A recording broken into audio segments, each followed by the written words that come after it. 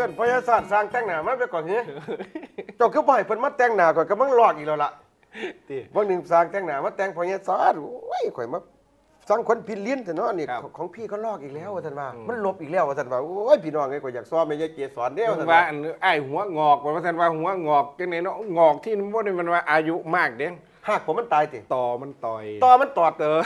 โอ้ยเห็นผู้สาวมาแต่งหน้าแล้วพินลิ้นน้องของพี่มันลบอีกแล้วของพี่มันลอกอีกแล้วย่านตาเฮาได้เปรียบแม่ตาในพญาหานี่แม่ จ้าพงษ์ มื้ออื่นข่อยสิบอกแม่ยายศรี ครับว่า บ่ต้องมา มือแล้วบ่มาอยู่แล้ววันอาทิตย์ ให้สร้างเสริมสวยผู้นี้มาอีกกันบ่ วันจันทร์ ดิ โอ้ยเห็นผู้สาวบ่ได้เว้ย ครับพี่น้องครับ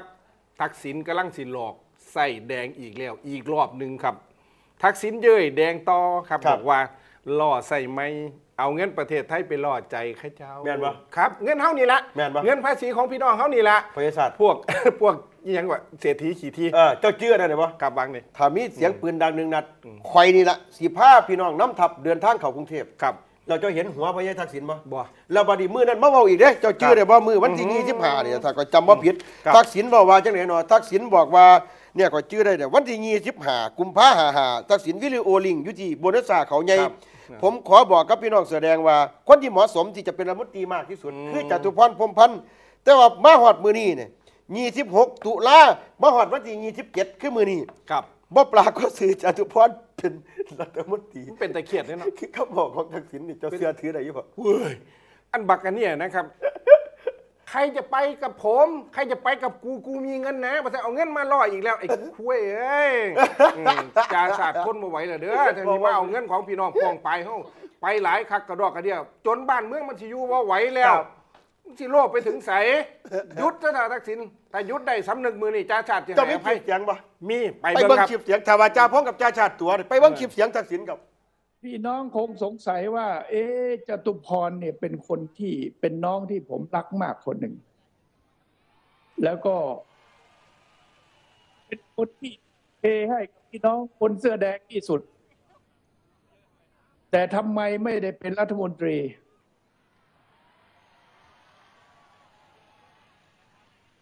ผมขอบอกกับพี่น้องหน้าที่นี้ว่า คนเสื้อแดงที่เหมาะสมเป็นรัฐมนตรีมากที่สุด ชื่อจตุพรครับ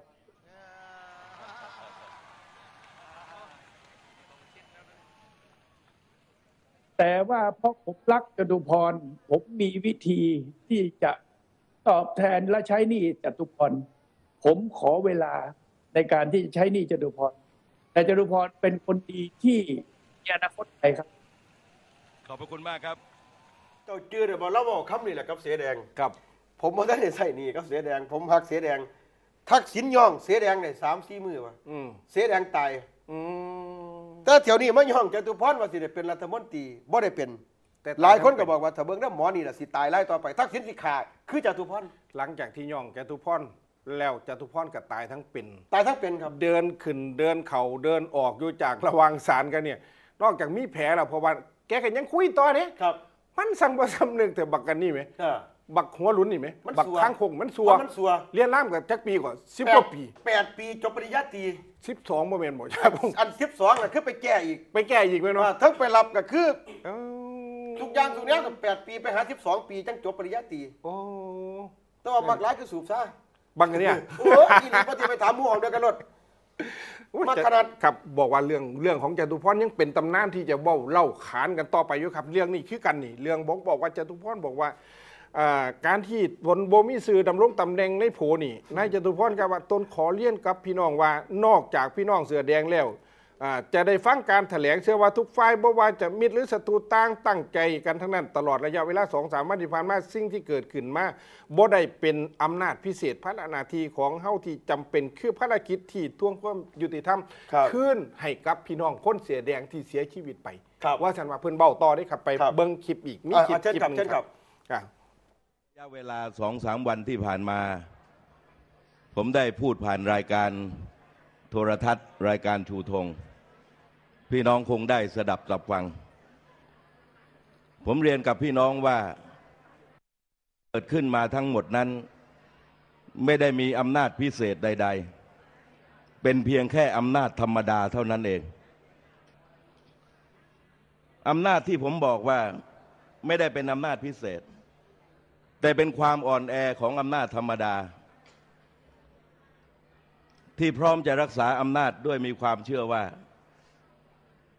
กลไกของอำมาตย์ทั้งหลายเขาจะได้ไว้ชีวิตจนลืมไปว่าคนที่ให้ชีวิตที่แท้จริงคือประชาชน พี่น้องครับซุมมูนีนี่ความผิดของเจ้าของบ่ยอมรับแล้วก็บ่กล้าโทษนายทักษิณตรงๆหนึ่งจตุพรบ่ได้เป็นรัฐมนตรีโทษไผโทษอำมาตย์ว่าซั่นว่าค่อยถามเลยว่าอำมาตย์เป็นตัวจังได๋ ครับ คำว่าอำมาตย์ก็คือข้าราชการไล่มาตั้งแต่บ่ว่าสิเป็นอำมาตย์นี่41ฮอด41คืออำมาตย์ไทยเฮานี่ก็คืออำมาตย์เด้แต่ว่าเป็นอำมาตย์น้อย41 42บ่ฮอด43ถ้า100ตีนี่หรือ100ตำรวจตีจังสิเอิ้น43คอยขึ้นมา44 45 46 47 48 49 40 41ปลัดกระทรวงนี่ก็ไปตันอยู่41ทักษิณก็คืออำมาตย์ใหญ่ยิ่งลักษณ์นี่เป็นอำมาตย์ใหญ่กว่าหมู่ในประเทศไทยนี่ฝ่ายบริหารก็คืออำมาตย์ตัวที่ใหญ่ที่สุดคือยิ่งลักษณ์นั่นคือนายกรัฐมนตรีเฉลิมก็ถือว่าเป็นอำมาตย์เด้นัทวุฒินี่ก็เป็นอำมาตย์ครับถึงแม้ว่าสิทำตัวแฝงเป็นไพ่ก็ตามหลายคนก็บอกว่าบักสัตว์เครื่องบกเครื่องน้ำมาท่านน่ะมึงเป็นตัวเอียงไอ้ไส้เดือนมาท่านว่าครับคือบอกว่าตัวเฮียโลด บ้านข่อยเอิ้นตัวแลน พ พอยชาติบัดนี้มาฟังคลิปของธิดาแดงนกแสกโทษไผบ่โทษไปโทษอำมาตย์คันที่ไปโทษทักษิณกับย่านเจ้าของย่านผัวเจ้าของบ่มีตำแหน่งการมีตำแหน่งมันได้เงินได้ทองไปฟังคลิปของธิดาถาวรเสียดครับเมียน้อยหมอเวียงนี่แหละไปเพิ่งนอนครับทุกคนต้องไม่ลืมสิ่งเหล่านี้ว่ามันไม่มีแกนนำเกิดขึ้นลอยๆไม่มีรัฐบาลเกิดขึ้นลอยๆและไม่มีพรรคที่ชนะเลือกตั้งเกิดขึ้นลอยๆทั้งหมดนี่มันมาจากฐานของประชาชนโดยเฉพาะคนเสื้อแดงทั้งหมดเลยค่ะเพราะฉะนั้นแม้ว่าเราจะไม่ใช่เป็นหนึ่งเดียวกันแต่สิ่งนี้จะเป็นสิ่งที่ลืมไม่ได้ในความสัมพันธ์3อย่างนี้พวกเราจึงต้องเข้าใจว่าสิ่งที่คนเสื้อแดงคิดอาจจะไม่เหมือนกับคนในพรรคเพื่อไทยคิดทั้งหมดและไม่ได้หมายความว่ารัฐบาลนี้จะสามารถเป็นตัวแทนผลประโยชน์ของประชาชนและคนเสื้อแดงได้หมดทุกประการเพราะเขาเป็นผลผลิตของการเมืองในยุคปัจจุบันซึ่งยังมีอำนาจของเครือข่ายระบอบอำมาตย์อยู่ในสัดส่วนที่สูงมาก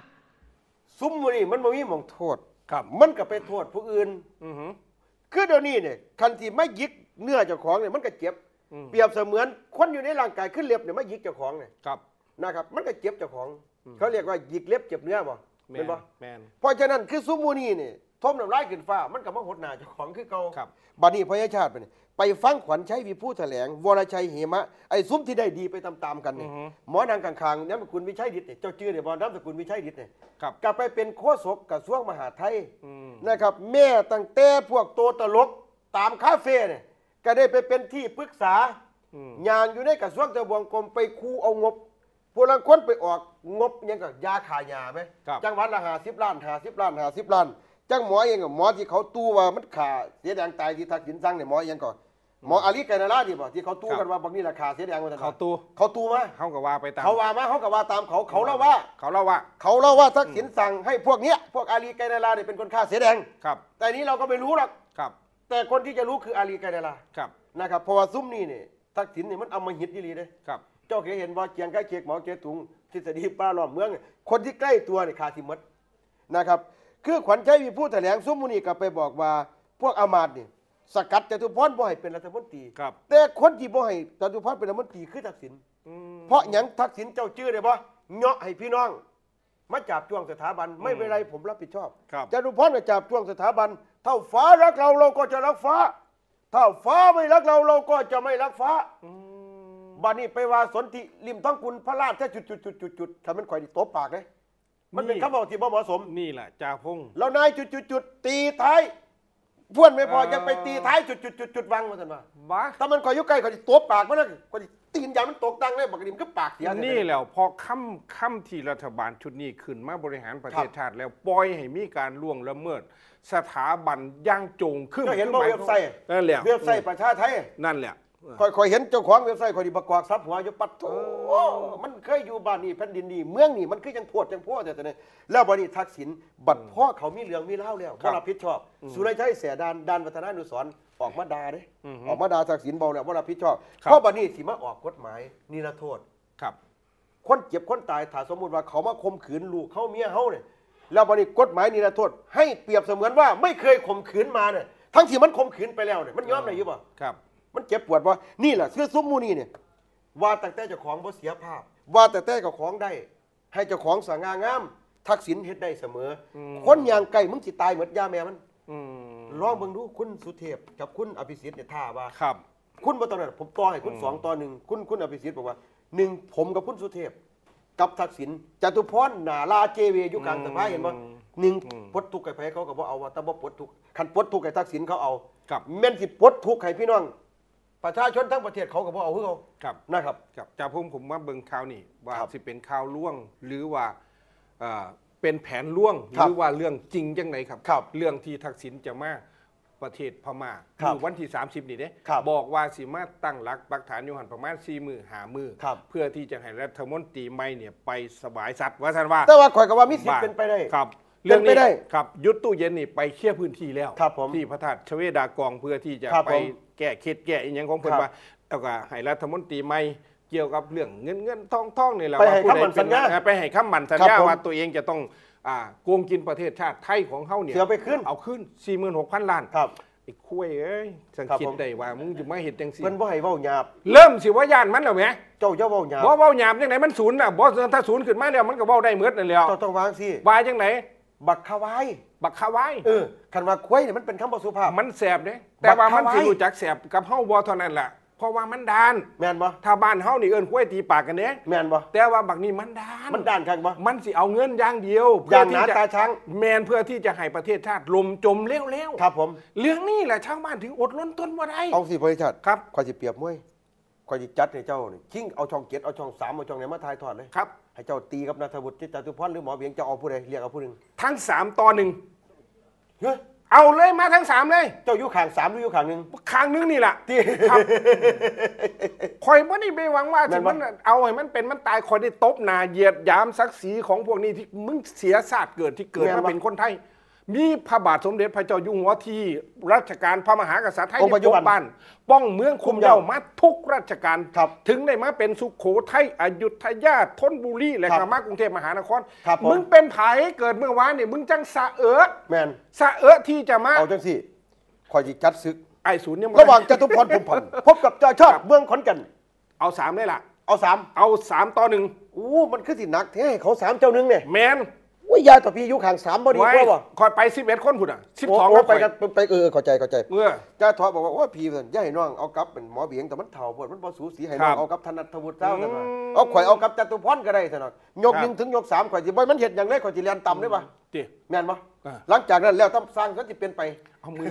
นี่ไอ้ายเป็นนี่ยังเพราะมาจับชีพจรมันความดันคือขึ้นปึ๊บปึ๊บปึ๊บปึ๊บปึ๊บ บ่เป็นเจ้าศูนย์ติ ซีเมนที่สั่น สงสัยเจ้าศูนย์ ครับ ผู้ใดไปงานมื้ออื่นเฮานี่สิได้อันนี้